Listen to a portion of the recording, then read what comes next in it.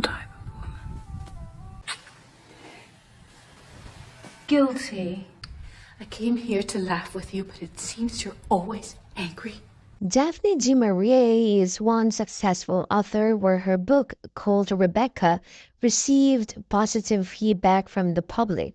Despite her success, her marriage is on the brink of turmoil, especially when her husband came from war and has anxiety. Christ's sake, don't touch my things! I'm not cut out for this. They both tried to make their marriage work, but Daphne felt it's too late and all she wanted is to take care of their kids and focus on her writing. I thought your mind would be so full of war. I am sorry, darling. I was so determined to make an effort and not seem different at all. She receives a call from her publisher and gives compliment on the success of her book, but surprised her with the news that someone filed a case against her due to plagiarism. What can you mean? Well, there's a dame here wants to sue you. She says you stole the idea of Rebecca from her book. She needs to travel to New York and face the case filed against her. Then during the travel, the wife of her publisher greets them, and just like that, she falls in love at first sight. Cigarette. We're gonna be great friends. I can tell. But I thought more than that. You were quite glorious. She did not even remember she is married and have kids, and all her eyes are just into Ellen. She makes sure Daphne and her kids are well taken care of during the travel. I had to welcome you aboard. Andrew, don't just stand there. They'll go right there. Nelson tells me you've never been to the States before. As they arrived at her publisher's house, Daphne and her kids were greeted by the couple and offered them to stay during the duration of the trial. Ellen assures Daphne that she will win the case and that majority of the people believe that it's her original story. You mustn't give one thought to that lousy court case. But no one will believe you stole from that second-rate book.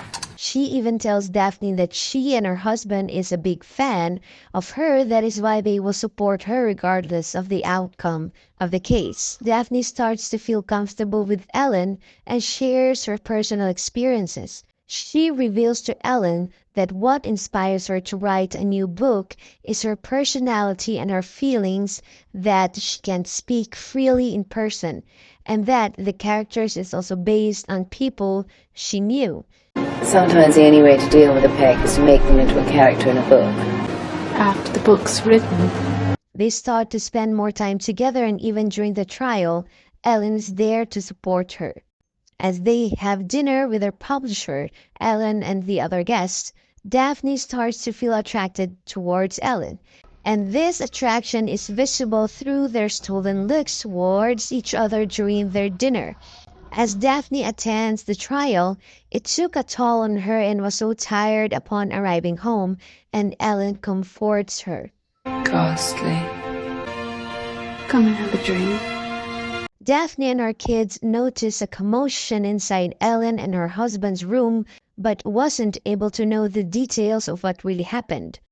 Ellen reveals to Daphne that her husband is actually sick, but asks Daphne not to disclose it to anyone. During a party, this was the moment Daphne realized she is indeed falling in love with Ellen as she sees her going down the stairs. I was a boy of 18 all over again. Nervous hands and a beating heart. That evening, she was also introduced to Gertrude, who is older than her and is married. Surprisingly, Gertrude knew Daphne when she was still young and knows her father. Daphne finds Gertrude annoying. Well, look at you all grown up. Your father used to talk about you so much, you know, how he loved his little Daph. Oh, us girls had our work cut out for us, competing with you, a 12-year-old child. She looks for Ellen and finds her in a room with men, drinking and smoking. After the party, they both got a chance to talk, and Daphne even gave Ellen a present. Unknowingly to Daphne, Ellen already noticed that Daphne feels something for her. Ellen tells Daphne she understands that kind of love, but unfortunately she can't give that love back to Daphne. I've enjoyed our conversations, and I've always believed that everyone has a right to love. But I can't love you in that way. Despite being heartbroken, Daphne went back home to be with her kids and her husband.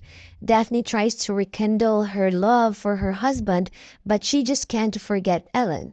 She starts to write another novel, and this time around, it's for a play.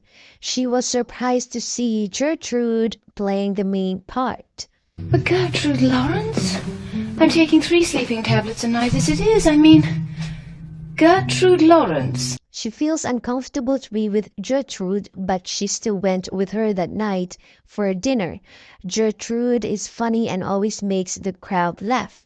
As the two get to know each other more, Daphne starts to feel comfortable with Gertrude. Do you know what you need? You need a good time. The longing she has for Ellen somehow shifted to Gertrude. She even imagined Ellen during rehearsals. Daphne begins to love Gertrude's company. They even spend time shopping for clothes. Then the play was a success. The two women spend time alone, and Gertrude tries to kiss Daphne but insists that there's something she has to know. Gertrude gave a letter from Ellen saying that her husband is really sick and she'll love to see Daphne again. Without hesitation, she went to see Ellen again and sees her publisher and feels sorry to see him so sick. As Ellen's husband dies, she tells Daphne if they can travel so she won't be thinking so much about her grief. This was the chance Daphne took, and she kisses Ellen.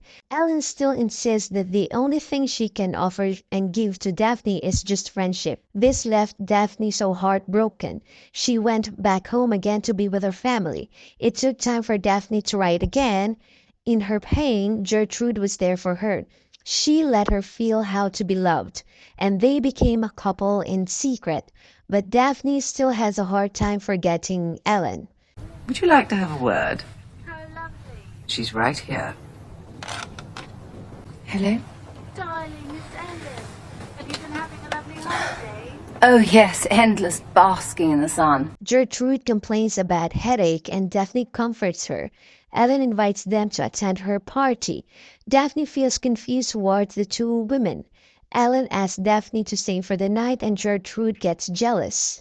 Gertrude drives her way back home, but unfortunately she can't drive anymore as she has a bad headache. Daphne finally dismisses Ellen and tells her she just keeps on hurting her. Finally, Daphne finished her new novel when she got a devastating news that Gertrude just died. Daphne's husband saw the intimate photos of Daphne and Gertrude as she tells him that she is dead. Daphne is so devastated and full of regret as she realized she haven't shown Gertrude the love she deserves. Want more queer content? Then please subscribe and hit the notification bell.